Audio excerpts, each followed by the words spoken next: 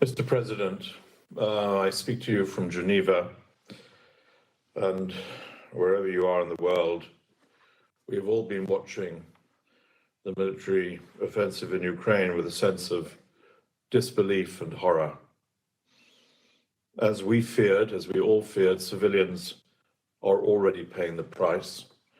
The scale of civilian casualties and damage to civilian infrastructure, even in these very early days, is alarming.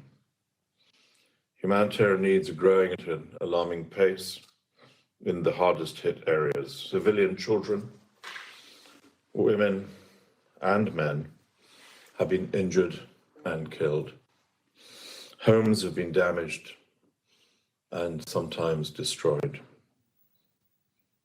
As of yesterday, the Office of the United Nations High Commissioner for Human Rights reported at least 406 civilian casualties, including at least 102 dead in these few days. The real figure could be considerably higher, as many reported casualties have yet to be confirmed. We know, and we will hear, of course, much more from Filippo, that at least 160,000 people have been internally displaced across Ukraine, fleeing for safety. We know that figure is likely to be much higher, potentially a significant proportion of the entire population. And of course, as Filippo will tell you, we believe more than 500,000 refugees have been forced to choose to flee their country in search of safety. So families are separated. The elderly and people with disabilities find themselves trapped and unable to flee, not even able to get that small comfort. The picture is grim and could get worse still. Aerial attacks and fighting in urban areas are damaging critical civilian facilities and disrupting essential services such as health, electricity, water and sanitation, which effectively leaves civilians without the basics for day-to-day life. Bridges and roads have been destroyed, cutting off people's access to critical supplies and services. The use of explosive weapons in urban areas carries a high risk of indiscriminate impact. This is of particular concern in places like Kiev and Kharkiv. Civilians will undeservedly suffer the most from these attacks on densely populated urban centers. It follows. All parties must respect international humanitarian law, take constant care to spare all civilians and civilian objects from harm throughout their military operations. A party should also, of course, avoid the use of wide area explosive weapons in populated areas. And the longer this goes on, the greater the cost will be for civilians. Children will miss school and face a greater risk of physical harm, displacement, and unimaginably severe emotional stress. Women, so often disproportionately affected by conflict, as we have so often discussed in this chamber, will be at even greater risk of gender-based violence, and women and children may be exposed to other forms of exploitation.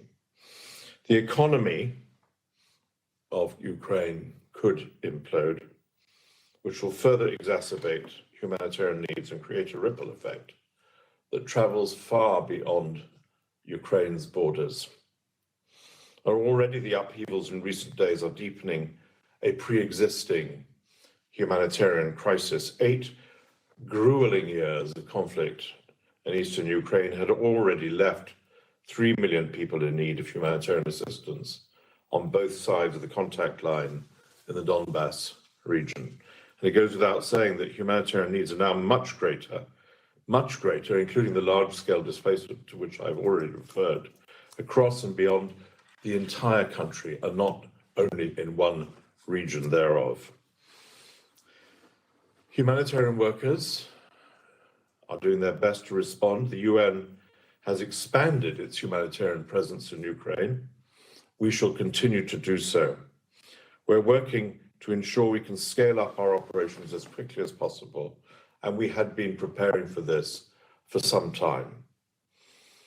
I must say that for the last 3 days, however, our movements, the movements of our dear colleagues in Ukraine, have been seriously constrained as a result of ongoing fighting and our inability to receive assurances from the parties to the conflict that humanitarian movements will be protected. And only this evening, I was fortunate to receive the beginning of some assurances to that effect. We must hope that comes into reality. In the meantime, local organizations and institutions are doing, as usual, the truly remarkable job that they do in all such situations, responding to needs. Local NGOs and the Ukrainian Red Cross, are working tirelessly to support civilians and evacuation operations. Health workers working day and night to care for the injured. Aid organizations providing psychosocial support to traumatized children, delivering first aid kits. And we're all here this evening, this afternoon, to support their efforts. Today, our most pressing humanitarian needs are for emergency medical services, including sexual and reproductive health services, critical medicine, health supplies and equipment, safe water for drinking and hygiene, shelter and protection for the displaced. In all, 119 organizations, partners, humanitarian organizations, are operating in Ukraine, able to provide some form of humanitarian assistance, though clearly stilted in these particular days. Right now, we urgently need progress on two fronts if we want to reach more people with aid that they need, that they deserve.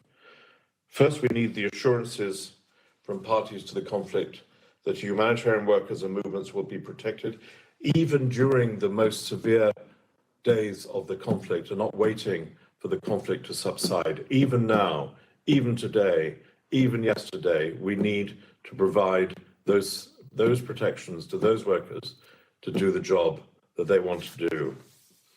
Under international humanitarian law, all parties must allow and facilitate rapid and unimpeded passage of impartial humanitarian relief for civilians in need, and must ensure the freedom of movement of humanitarians, a point we have been making in many different ways in these past 4 days. Secondly, of course, we desperately need more resources. Tomorrow, the Secretary General will launch a humanitarian appeal for this crisis with two components: a 3-month flash appeal for the situation inside the country, and a regional response plan for the situation outside under the leadership of Filippo and his office. The Secretary General, alongside Filippo, our NGO colleagues, and I, will all call on member states to show support with quick, generous, and flexible funding. And cash will be a major source of delivery of humanitarian assistance in the particular circumstances that obtain in Ukraine. But this is certainly not enough. The lives of millions of civilians are simply at stake. We know from other recent conflicts how brutal, deadly, and protracted urban warfare can be. We know how countries' economies can be devastated, infrastructure, investment, and development gains set back an entire generation. And we know enough to know that we do not yet know what it will be the consequences of the events that we observe today. These things should never happen in any country, anywhere.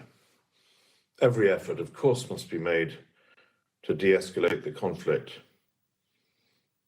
The hundreds of thousands of Ukrainians who have taken the decision to leave their homes to seek safety elsewhere in their country or beyond, and those, even more of them, who remain at peril for the loss of basic services, of pensions, of support, of the services their children need, of the safety of a day that may come and may not.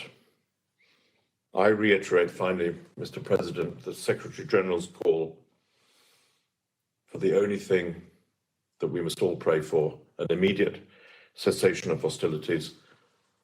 Mr. President, thank you very much.